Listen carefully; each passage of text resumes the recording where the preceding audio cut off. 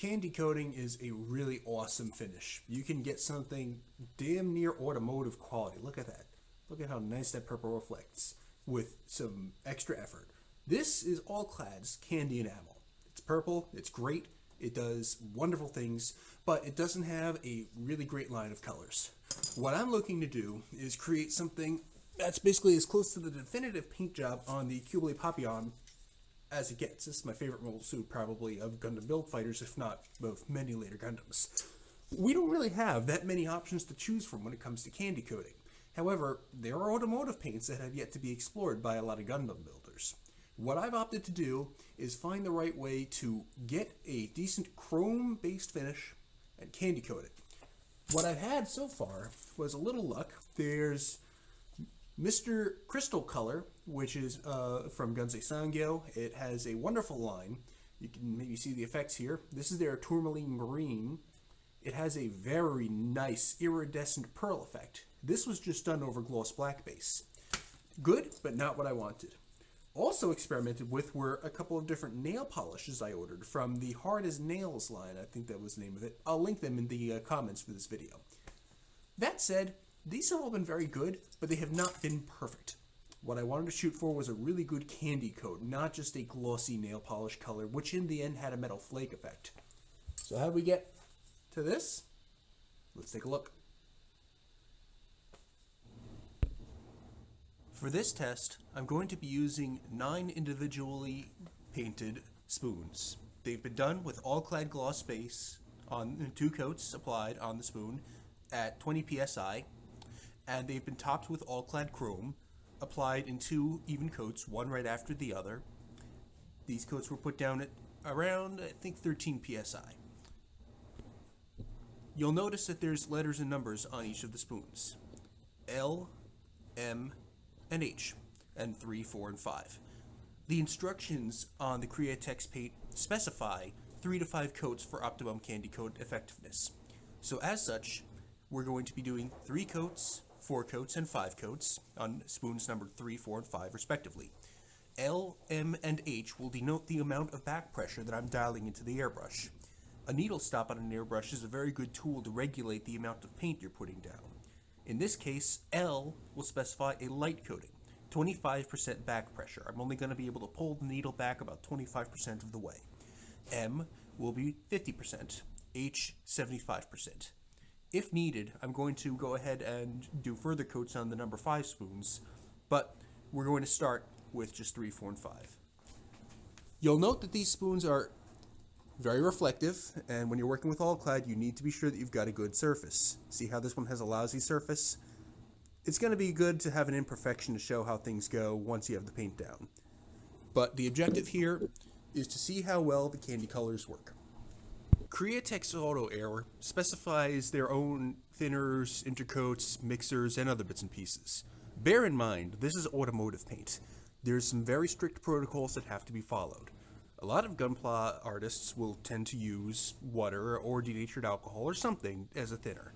In this case, we are following manufacturer's instructions to the letter. These were purchased at a local art supply store that normally sells the Createx line. Please consider supporting your local art and hobby stores. They're a dying breed. We're going to use the Candy Teal pigment. You can't quite see, there's no label for teal. Here we go. Candy Pigment Teal Blue. We are thinning that down, actually we're mixing it first at a 9:1 ratio. 9 parts pigment to 1 part Intercoat. In this case we're using 4030 Intercoat, which is recommended for the Auto-Air Colors line. You can also use this for other types of Createx paints. Their Candy 2.0 line has a few other very interesting sheets as well. We're going to be using Createx 4012 High Performance Reducer. This is a thinner. This is what we're going to use to get this very thick assemblage, once it's done at 9:1, to a viscosity that's appropriate for an airbrush. I've already gone ahead and mixed it. This dropper bottle contains a mix of the paint. It is 9 parts of the Teal Candy Pigment, 1 part of the 4030 Intercoat, and approximately, I want to say, 2 parts of the reducer, the thinner. It's got a fairly thin viscosity right now. on or close to what I would normally use if I'm mixing up a acrylic. Since this is water-based, it's actually very easy and safe to use. You don't have, I mean, you are going to need a respirator and a spray booth for maximum effectiveness, but there's no reason you couldn't do this in a garage. You can't quite tell the tealness from the color correction on the camera, but this is actually in the foam is close to Cubely Papillon Teal turquoise mix. That being said, let's go and test it. Before we begin actually painting the spoons, I'm going to just paint over an unchromed spoon just to see how we have to manage the paint, and also to see if I need to redo the mix. I'm going to go ahead and turn on the extractor now, so it's going to be a little bit loud. We've set the airbrush at 30 psi. In it goes.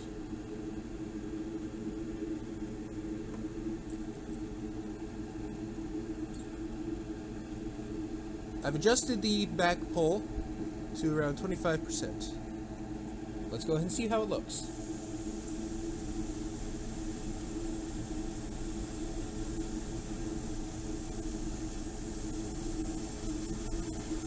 It's going through quite nicely.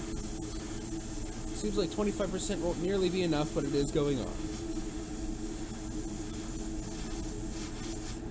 First coat's done. If we were going to actually put this into production, then I would be letting this dry for about 5 minutes. It has a nice even blue sheen. It's reflecting quite nicely. Let's continue with another coat. This is a little bit too soon, but it's good to see what overdoing it is like.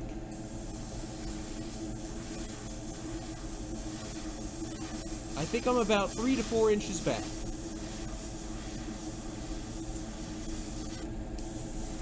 Note how I'm varying my patterns. First up and down, then left to right.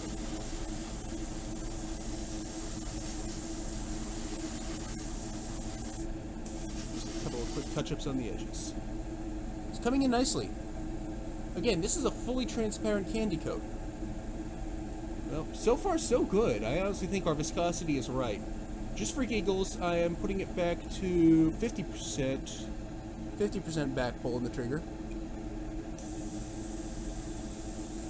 That may just be the sweet spot. It's coming out a little bit moist, so that's definitely feels like a medium coat. But we've tinted the spoon blue effectively now, and it's reflecting wonderfully.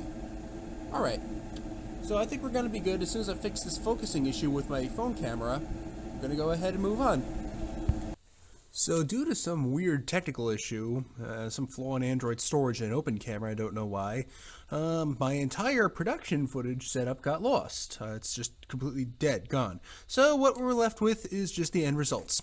So here we have our original test subject, the Cubely Papillon. It's just scratch built and given some all-clad matte top coat. And of course you can't have the Cubely Papillon without Isla Yurkiainen, who is best girl, friendly reminder. So let's start off with the light coat examples. This one was done with 3 coats, this with 5. And you can kind of see that it's just at best a modest kind of shine. It's toned copper, toned chrome, that's what it really is. You can see it under a harsh reflection, but in real life it just doesn't measure up. You can see here a little flaw. I spilled some paint in this one right here on the left. So we're gonna do that with them. Let's go ahead and take a look at the actual useful results.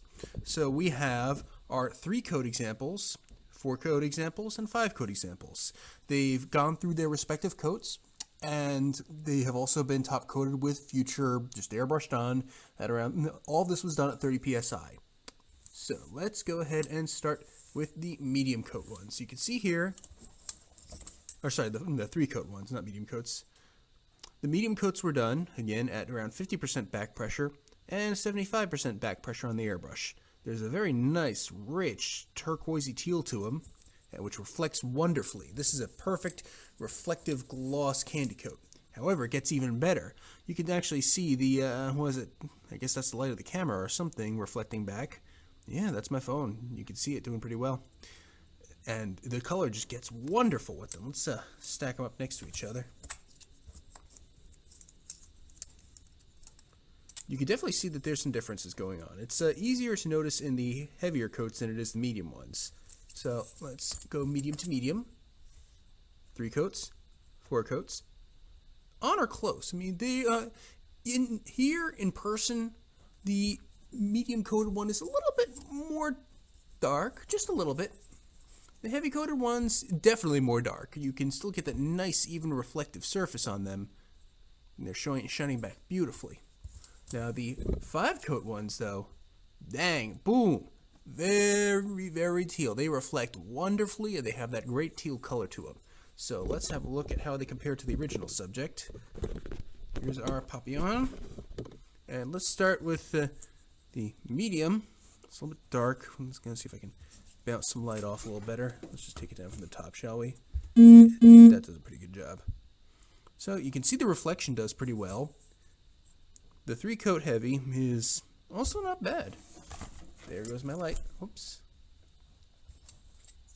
4 coats medium comes pretty close, I'd say. 4 coats heavy, darker. So it's basically we're looking at medium coats as applicable to this color here. Yeah, it's probably going to be okay with 4 coats of medium. So again, let's have another look at the final results. So overall, I could say that this has been one hell of an investment. It was a little bit costly. It was $20 around for the pigment, the Intercoat, and the reducer. If you want to take a risk, you could try just using regular old airbrush thinner instead of the branded reducer. However, I'll never recommend going outside of a branded, thinner to match a product. It's really what you want to have there with it. Just for giggles, I'm also going to clamp on a polarizing filter. Wow, look at that. A huge amount of difference. You can tell the shine just goes so much nice there. Before, after the light's polarized out. Wow. Just look at these. So again, this is Createx brand. It is their Auto-Air line. These were the candy pigments. They also have the fantastic Candy 2.0 paints. I'm going to link them at the end of the video. I hope this has been useful to somebody. Good luck, good painting, good Gunpla.